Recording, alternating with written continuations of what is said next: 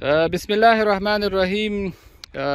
ګرانو کتونکو، د روداتو په ولسوالۍ کې لکه ننګرهار ولایت کې یو باغ موږ جوړ کړو چې دغه باغ د مالټو او د لیموانو یو باغ دی او دا د څاڅکو اوبخور سیستم باندې جوړ شو، لکه په ډریپ سیستم باندې. دلته تاسو کولی شئ د دې دا مین پایپ وګورئ. نو دغه مین پایپ د ډېرې لرې ساحې نه راغلی دی او هغه سر کې چې تاسو کومه خلا ښکاري د هغې ځینې د اوبه راغلي دي، خو دا پایپ موږ د ځمکې لاندې راتېرو او دلته دا سبمین چې دی دا موږ په ځمکه کې ښخو او د دې نه 2 لیټرل پایپونه وتي دي او هر بوټي ته 4 ډریپر لګېدلي دي. نو د باغ ټول کار الحمدلله په کامیابۍ سره ترسره شو او یو ښه والی په دې باغ کې هغه دا و چې دغه باغ ټول موږ ته په قرارداد باندې یو کس راکړو چې تاسې ټول دغه باغ جوړ کړئ، ډریپ یې کوئ، ډیزاین یې وکړئ، د بوټو کېنول، د کندو ویستل، دا ټول مسایل زموږ په غاړه وو. نو موږ هم دغه ټول کارونه ترسره کړل. اوس چې کله موږ محاسبه کوو نو باغدار ته چې دی دا اقتصادي تمامیږي چې دوی یو چا سره خبره وکړي، تخنیکي خلکو سره، او د هغې په ذریعه باندې باغ جوړ کړي. ځکه زموږ کوم کاریګر چې بوټي کینوي، بوټو ته کندې وباسي او د بوټو انتقال کوي کندو ته، او همدارنګه بوټي بیرته اوبه کوي او بوټو ته د اوبخور سیستم جوړوي. نو دا ټول چې دي لکه ډېر په مسلکي شکل باندې او د عادي کاریګرو سره دغه کار فرق کوي. نو یعنی تاسو هم کوشش وکړئ که کله تاسې کوم ځای کې باغ جوړوئ، کوشش وکړئ چې هلته مسلکي خلک پیدا کړئ او د هغوی په ذریعه باندې جوړ کړئ. ټول باغ ور وسپارئ چې ټول مسؤلیت د هغوی په غاړه وي. نو دلته تاسې دې باغ کې ګورئ د ډریپ سیستم هم ورته ولګېدلو، دغه هر بوټي ته 4 ډریپر لګېدلي دي. نو دا بوټی چې دی د 4 خواو نه اوبه کېږي. دلته دا ډریپر تاسې ګورئ. نو د دې دپاره مکمله محاسبه شوې ده چې د باغ اول بوټی او آخر بوټی په کافي اندازه اوبه ورته رسیږي، لکه څومره چې اوبه ورته ضروري. دلته به انجینر صاحب دغه یو ډریپر خلاص کړي، تاسو به د دې پایپ داخل کې د اوبو فشار وګورئ، ځکه د ډریپ سیستم کې فشار مهم دی. که چیرې کافي فشار موجود نه وي نو د باغ ټولو بوټو ته په یو اندازه اوبه نه رسیږي. دلته تاسو کولی شئ چې د دې فشار وګورئ، یعنی ډېر زیات فشار دی او تر هغه بل بوټي پورې چې هغه د دې نه 6 متره لرې دی، نو د هغې نه هم تقریبا 1.5 متر لرې اوبه دغه کوي، داره وهي. نو په دې ټول باغ باندې وګرځېدو، بیرته هم د دې دا فشار کنټرول کړو، ومکته. نو د باغ په ټولو نقطو کې فشار یو رقم و او بوټو ته په یو اندازه اوبه رسیږي. نو نور مسایل بیا انشاءالله چې تاسو سره وخت په وخت شریکو او دا باغ چې کله نتیجې ته ورسېدلو او یا د نورو کلونو په جریان کې چې موږ باغ ته راځو، دلته کار پکې کوو، انشاءالله چې هغه معلومات هم تاسو سره شریکوو. بسم الله الرحمن الرحیم. د روداتو کې یو نوي باغ باندې کار کوو. دغه باغ هم په ډریپ سیستم باندې دی او د مالټې او لیمو باغ دی. نو نن ورځې د باغ د ډیزاین کار شروع شو او بوټي به هم کرو او په ډریپ باندې هم کار کوو.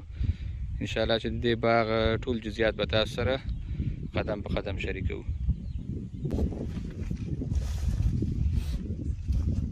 مبارک شه. خیر سي خیر سي.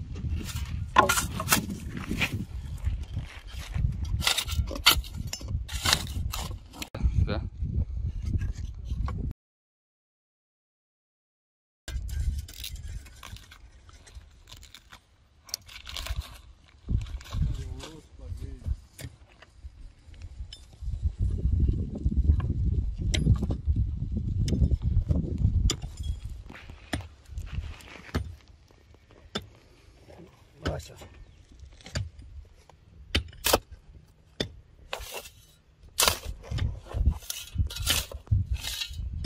نه صحیح ده صحیح ده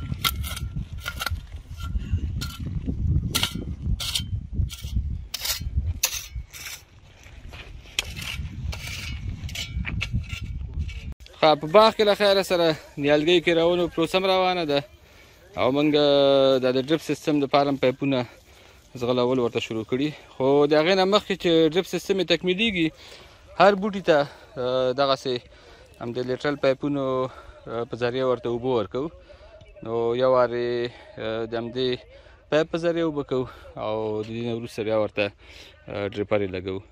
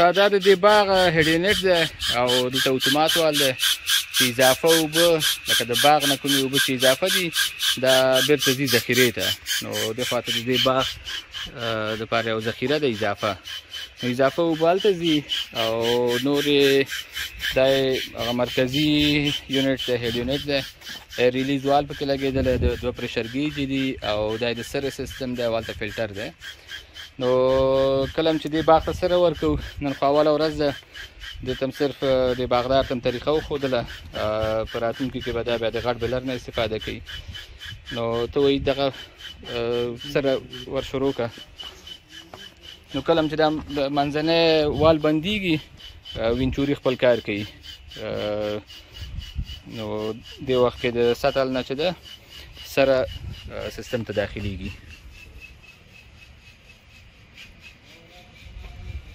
خیر که خیر روان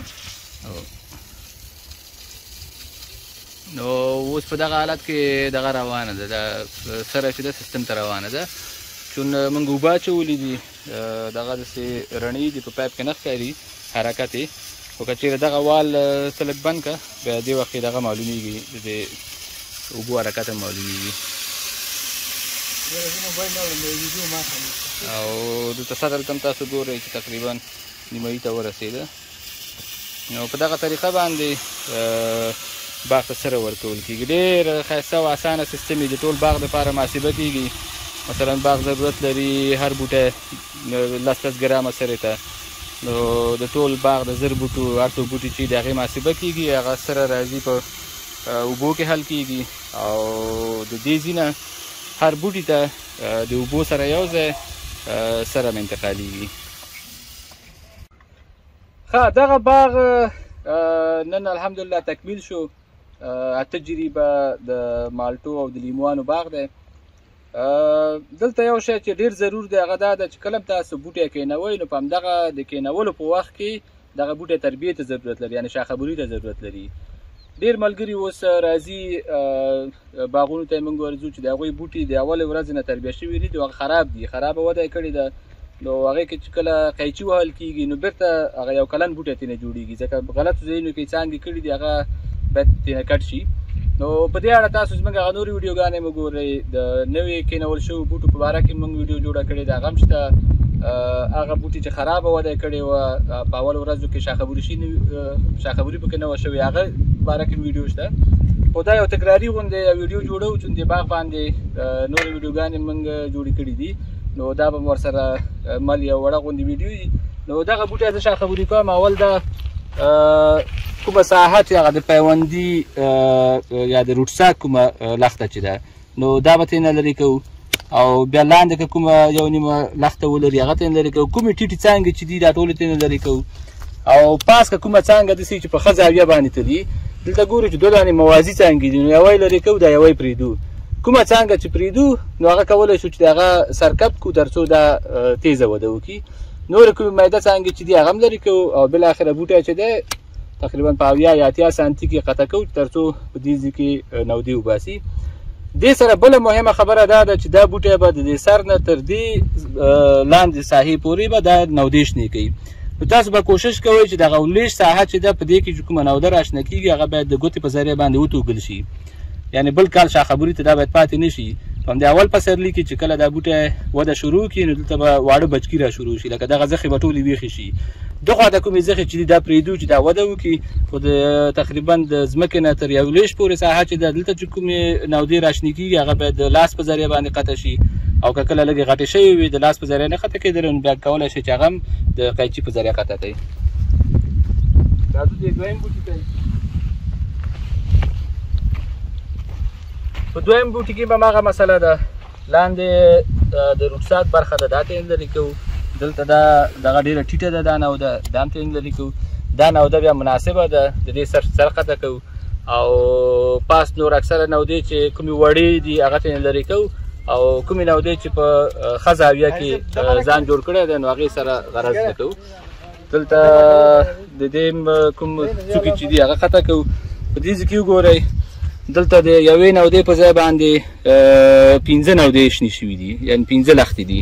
نو د 15 کې موږ یوه پرېږدو او دا نورې لرې کوو. هغه چې د کینوپي داخل طرف ته تللي دي هغه ترېنه لرې کوو، او بیرون طرف ته چې کومه نوده تللي د دې سر قطع کوو او نورې پرېږدو. د بل بوټي ته هم راځو. دا هم په همدې ترتیب باندې که چېرې لاندې وګورو یوه لخته اضافه لخته شته دا به ترېنه لرې کوو. غوڅه شوی هم ده خو سټب لري، سټب به نه پرېږدو. دا ساحه هم لرې کوو ترېنه. دلته هم ګورو چې دا په ښایسته زاویه کې ده دا لخته، دا پرېږدو، صرف طاقه کوي یوه یې لرې کوو او د دې هم سر غوڅوو. دا داخل د کینوپي طرف ته راغلی دا غوڅوو ترېنه. دلته د دې صرف دا سر ګپ کوو، او دلته هم هماغسې د یوې نقطې نه 3 لختې راغلي دي، نو په دې دریو کې یوه پرېږدو د هغې هم سر قطع کوو. نو بوټی په دغه شکل باندې جوړوو.